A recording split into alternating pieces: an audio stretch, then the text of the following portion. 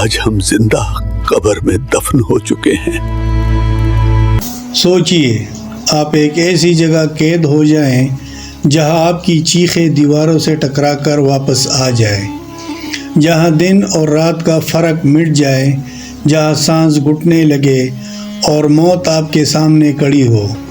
زندہ درگور ہونا، اس سے زیادہ خوفناک شاہد ہی کوئی ہو۔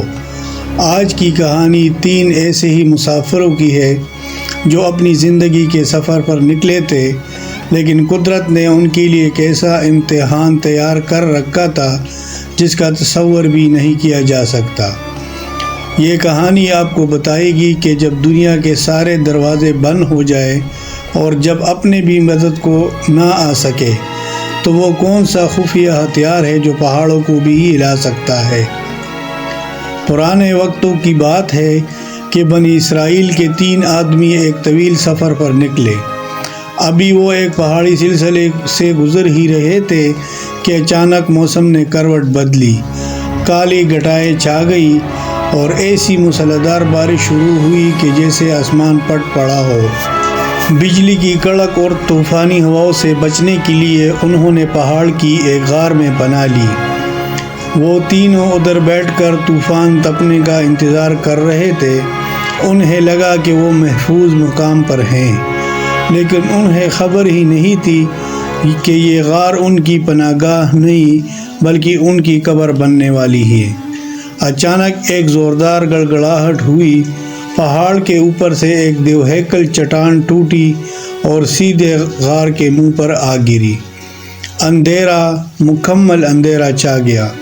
وہ چیخے، چلائے، انہوں نے اپنی پوری طاقت لگا کر اس پتھر کو دھکیلا، لیکن وہ پتھر ٹس سے مس نہ ہوا۔ اب باہر کی دنیا سے ان کا رابطہ کٹ چکا تھا۔ کئی گھنٹے گزر گئے، بھوک اور پیاس نے انہیں نڈال کر دیا اور موت کا خوف ان کے چہروں پر آیا تھا کہ تب ان میں سے ایک سمجھدار شخص بولا، صرف ہمارے نیک اعمال ہی اب ہیں بچا سکتے ہیں۔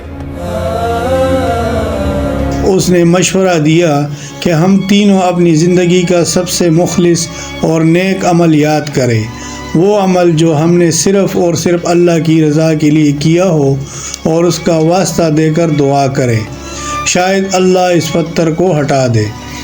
پہلا شخص آگے بڑھا، اس کے ہاتھ کانپ رہے تھے۔ اس نے کہا، اے میرے رب، تو جانتا ہے کہ میرے والدین بہت بوڑھے اور کمزور تھے۔ میرا یہ معمول تھا کہ میں روزانہ شام کو اپنی بکریاں چرا کر لاتا، دودھ دوتا اور سب سے پہلے اپنے والدین کو پلاتا۔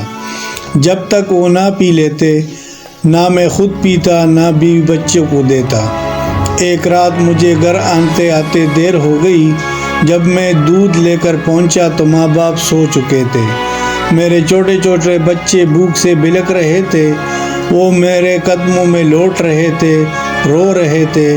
میرا دل چاہ رہا تھا کہ انہیں دودھ پلا دوں، لیکن پھر بھی میرے ضمیر نے گوارا نہ کیا کہ اپنے والدین سے پہلے اولاد کو دودھ پلاؤں۔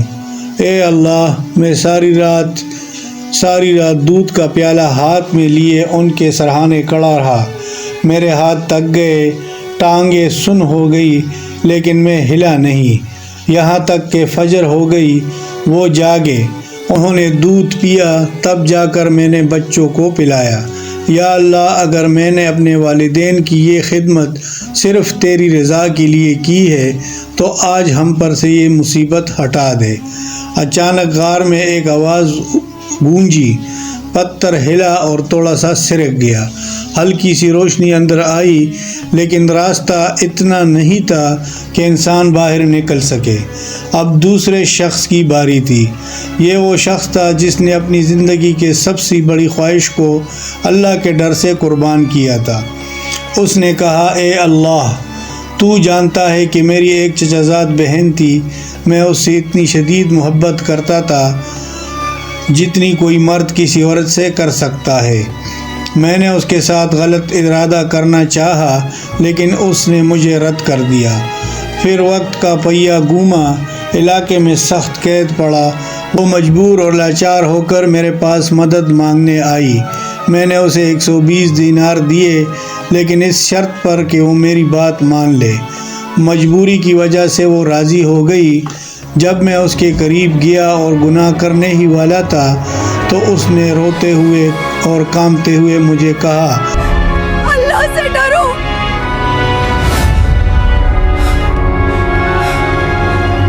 یہ الفاظ میرے دل پر ہتھوڑی کی طرح لگے۔ تیرا خوف میرے جذبات پر غالب آ گیا۔ میں کانپ اٹھا۔ میں اسی وقت پیچھے ہٹ گیا۔ میں نے وہ سونے کے سکے بھی اسے دے دیے اور گناہ بھی چھوڑ دیا۔ اے میرے رب، وہ گناہ کرنا میرے لیے بہت آسان تھا، لیکن میں صرف تیرے ڈر سے رکا۔ اگر میری یہ توبہ تجھے پسند آئی تھی تو ہمارے لیے راستہ کھول دے۔ پتھر ایک بار پھر ہلا، روشنی مزید بڑھ گئی۔ وہ آسمان کو دیکھ سکتے تھے لیکن اب بھی باہر نکلنا ناممکن تھا۔ موت ابھی بھی سر پر کڑی تھی۔ اب تیسرے شخص نے آسمان کی طرف دیکھا۔ اس نے کہا، یا اللہ، میں نے ایک بار کچھ مزدوروں سے کام کروایا تھا، سب کو اجرت دی، لیکن ایک مزدور اپنی مزدوری لیے بغیر ناراض ہو کر چلا گیا۔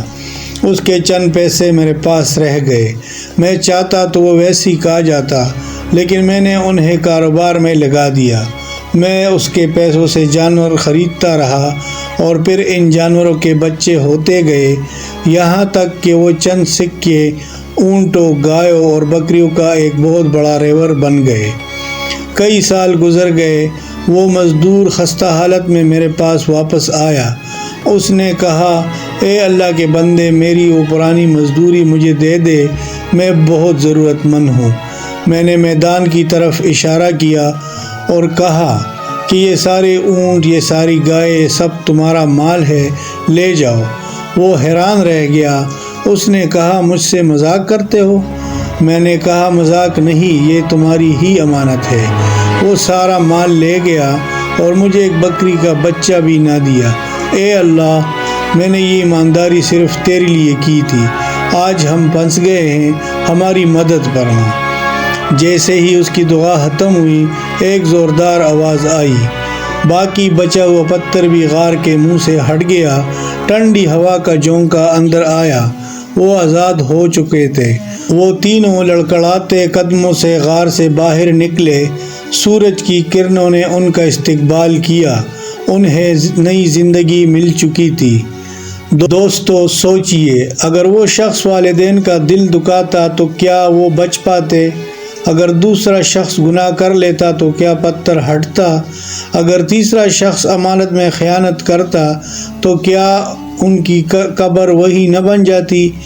یہ واقعہ ہمیں سکھاتا ہے کہ نیک عمل انسان کا سب سے بہترین ساتھی ہے۔ ہم جب تنہائی میں، اندھیرے میں کوئی نیکی کرتے ہیں تو اللہ اسے محفوظ کر لیتا ہے، اور پھر جب ہم کسی مشکل میں پھنستے ہیں تو وہی نیکی ہماری ڈال بن جاتی ہے۔ آج ہی اپنے رب سے کوئی ایسا خفیہ سودا کر لے، کوئی ایسی نیکی کر لے جو صرف آپ کے اور اللہ کے درمیان ہو۔ شاید وہی نیکی آپ کی دنیا اور آخرت بچا لے۔